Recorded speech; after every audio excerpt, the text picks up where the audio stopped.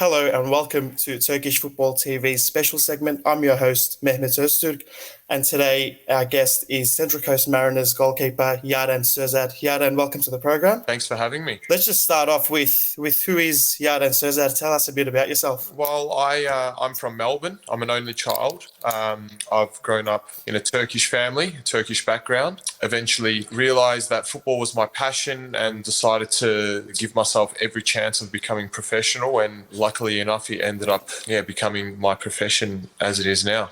I've played for a few clubs. I think Kilo Park. I think I was at Hume City for a bit, Meadow Park when I first started. And then eventually, I think about the age of 13, 14, 15, I started to get a bit of interest in like state teams or national teams and started to get picked up in some, talent ID stuff, which is kind of the age where I started to realise, I might actually be able to give this thing a crack. I got picked up by Melbourne City after playing for Pasca Vale in the NPL. I think I was 16. Melbourne City came in and offered for me to go over there. And I think at 16, that was kind of the start of my professional journey as well. Spent 4.5 years, I think, at Melbourne City. Started from, the fourth choice keeper as a youth boy at 16, 17 to, working my way up the hierarchy to eventually, getting a contract and then training full-time with the senior team and then being involved with the A-League, working with some unbelievable goalkeepers like Sorensen, Buzanis. These goalkeepers are over in Europe now. And then ultimately, through the work with my agent as well, I got interest from Başakşehir in Turkey, which, as you know, they're a powerhouse team in the Super League. And before I knew it, negotiated with Melbourne City to allow me to go. And I was over in Turkey and signed for one of the most powerful teams there. So it was crazy. Başakşehir was our next sort of question. How did that transfer process happen? Başakşehir's networking is unbelievable. They have access to players and agents all across the world. So my particular agent at the time had a connection to Başakşehir, and he had asked them to monitor me. So for about 6 to 12 months, they were watching all of my games. They were watching training sessions. They were in contact with Melbourne City and in contact with Pasca Vale, watching my games in the NPL, which was crazy. And then once they said that they wanted me to get my Turkish citizenship, I realised that it was actually quite serious, that they were genuinely interested. They told me before I did sign with them that I was going to be getting loaned out, that they wanted to sign me to their first team, give me a few weeks to train with the senior team to see how it is over there. And then ultimately they'll be loaning me to Erokspor, which is also pretty much owned by Başakşehir. So it's like a sister club of Başakşehir. So what they do is, I think there was about 7 or 8 of us that was on loan to Erok from Başakşehir. I think at the time there was Adebayor, Dembaba, Robinho, Arda Turan, Emre Belözoğlu, Gael Clichy, Skirtle. I mean, Aziz Beach had signed. I got to, even if it wasn't for long, spend a couple of weeks or a few weeks, training with them. So what happened with Başakşehir? Why didn't it work out with them? So obviously at the time they had 2 unbelievable goalkeepers. So Volkan Babacan and Mert Günok were the 2 goalkeepers, and they were both national team goalkeepers for Turkey. So at the time they were playing Champions League. They had a massive budget, and I wasn't at that standard yet. I mean, as it's all well and good signing over there and getting to experience it, but I think I needed to go through that apprenticeship, needed to play a few games and get that experience under my belt. Eventually, when I got an offer from Malaysia, which was a life-changing opportunity. The coach, Mehmet Jurakovic, I've worked with before. I remember getting a call from him and he said, Yaren, my goalkeeper's injured. The season starts next week. I desperately need a goalkeeper that's ready to come and play. I literally need you on a plane within 24 hours or 48 hours. And conditions and everything that I wanted, they basically granted, paid for everything, and they were just desperate for me to go. So look, I've eventually found myself here now at the Central Coast Mariners in the A-League. Yes, it's closer to home, so that's always a bonus as well. My time at this club hasn't come without its setbacks as well. Last year, there was Mark Birigidi and myself as the two goalkeepers, and Beers was unbelievable. He's got Premier League experience, and he got picked the goalkeeper of the year the season before I came. So I knew I was up against, a unbelievable goalkeeper. He got sent off in one game, so I came on. And the following week, I was making my A-League debut. And unfortunately, 15 minutes into my A-League debut, I ruptured my quad and it completely snapped and it retracted down my leg.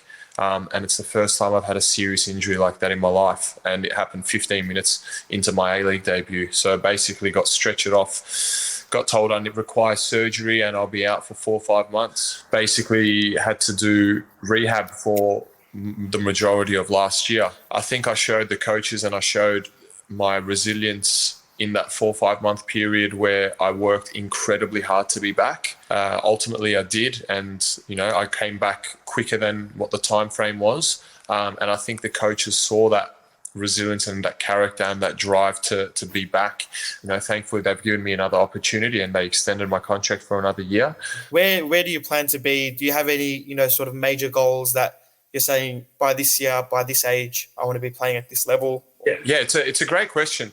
I think as a younger goalkeeper, I was always motivated by goals, but I realized that by setting goals, I was kind of putting a lot of pressure on myself as well. And there's nothing wrong with setting standards and trying to achieve them, but I think sometimes to take a step back and appreciate what you've achieved as well. And I always dreamed of becoming a professional footballer, and I was lucky enough to achieve that. So at the moment, I'm actually not thinking too far ahead. I'm actually looking to enjoy where I am at the moment, just work hard day by day, and I'm just waiting for that opportunity to come. And yeah, I'm just focusing on the present here and now and enjoying myself and having a good time. Now let's talk about your position. They do say, like a lot of outfield players, including myself, they say you have to be crazy to be a keeper. So I want to know sort of what motivated you as a young boy to be a goalkeeper? Yeah, great question. And I get asked this all the time. I think when I was about 6 or 7, I jumped in goals for the first time. So I was very, very young when I was just playing with my friends. And I remember the parents and the encouragement and just clapping, and when I'd make a save, and my friends would all just appreciate that. And I think I loved it. I was always not afraid to be unique and be myself, and all my mates would testify to that. So very early on I became a goalkeeper, and I actually had no interest becoming a player. I loved it. So I always had my little goalkeeper gloves and my kits and my boots and stuff, and my parents, supported me through that journey. And I never really looked back. It's definitely, I think, the toughest position on the pitch, mentally definitely, because we don't have the luxury of making mistakes. We play a very tough position where we could play 90 minutes and pull off unbelievable saves for the entirety of the game. One slip up or one mistake, and basically it could define a result, and we could lose because of it. That's the only thing that I promise you that people will remember. Fans, the media, players, they'll just remember, oh, we lost 1-0 because the goalkeeper made a mistake, not the 10 times he saved it. Whereas a striker could be nowhere to be seen and pop up in the last minute, score a winner, take his top off, run, and he's the hero thrown around in the change room after. So yeah, it's a bit of a tough role, but we love it. I love it anyway. You're playing a game, you've just made a massive mistake and the team's conceded. Does it get lonely, as they say? They say, it gets lonely to be a keeper. Is that really the case? And what goes through your mind? Yeah, great question. And I think every goalkeeper's experienced it. I think the most important part there is just trying to forget about the mistake and put yourself back into the present moment. And we've got some skills to do that in terms of, I think, mindfulness and just a bit of our psychology in that period. So we actually try to bring ourselves to the present moment, because you feel that if you start having flashbacks or thinking about it or try and let what's going on affect you, you do get very lonely. All of a sudden it can become overwhelming.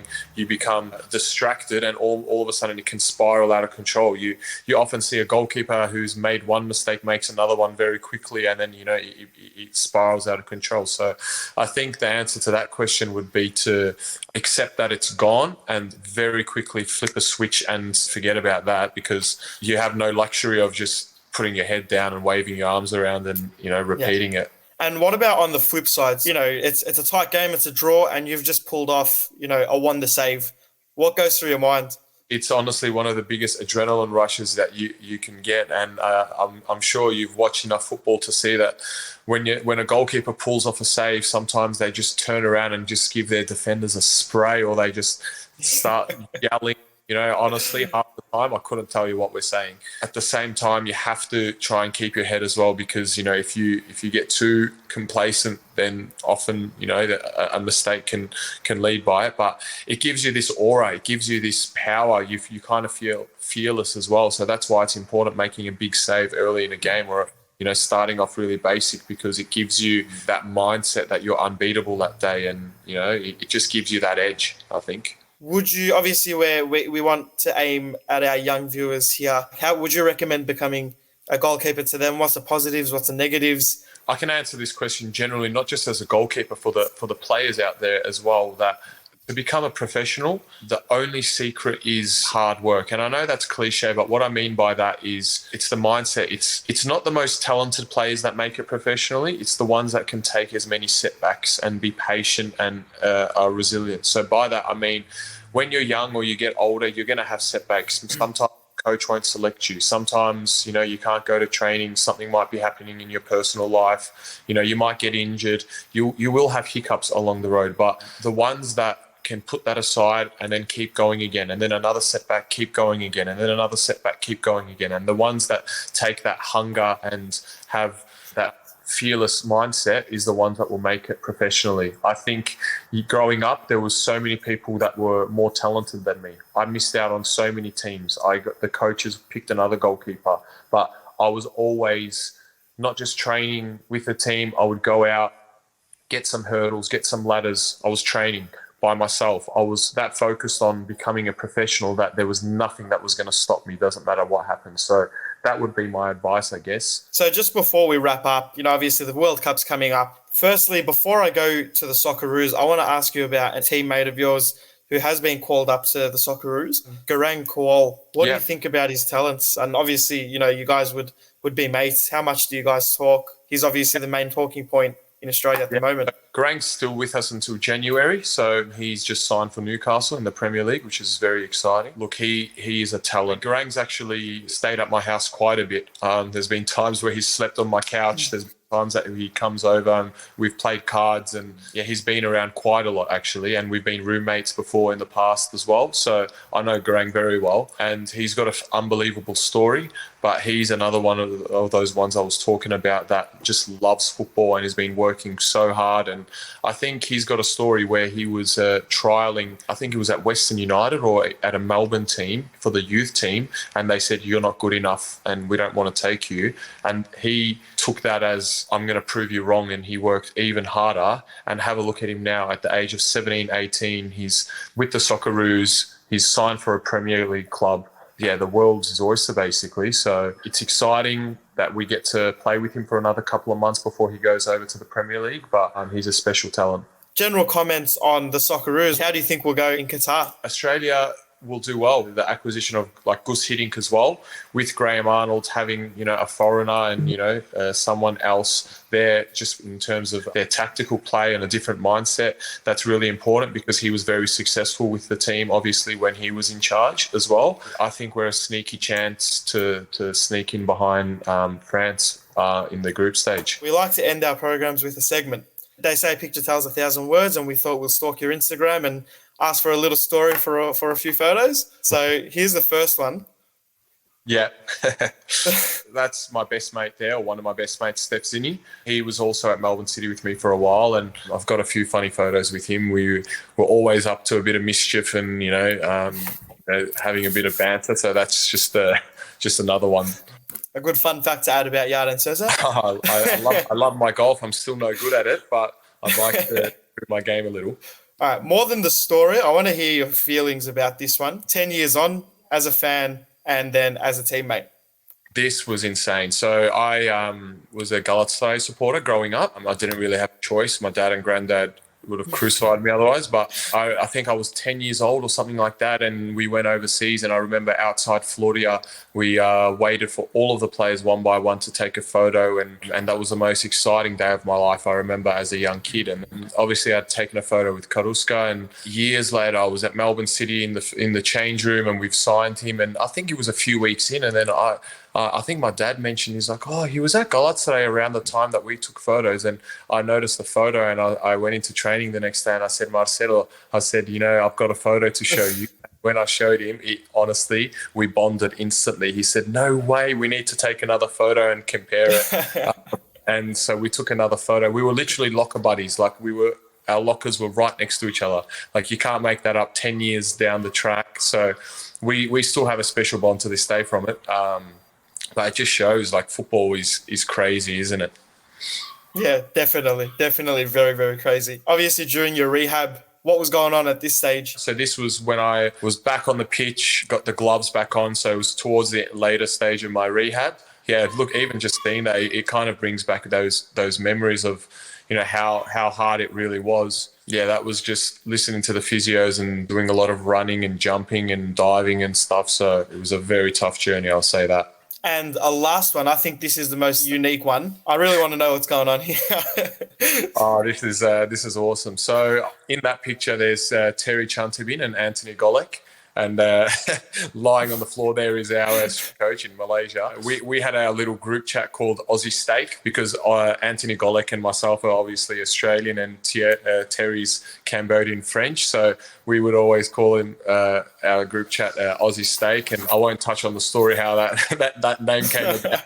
But, it just shows that as Aussies as well, we love our banter, and with the strength and conditioning coach, we would always have a bit of a laugh, and we really did have a good time there. So it was a great period of my life. Is there anything that you wanted to add for our fans, especially the young ones? Thanks for having me. And look, to the younger fans and, anyone really aspiring to make it professionally, look, my social media is always open, and I try my best to reply to fans. So if you're young and aspiring and you have any questions, feel free to shoot me a message, and I promise I'll do my best to get back and have a chat to you, because, I don't want to lose that connection, because, I was just in your situation trying to make it when I was young. So any bit of help that I can give you, I'll try my best to do so. That's a great call from a great professional. You've got your own Arby, we'll say here.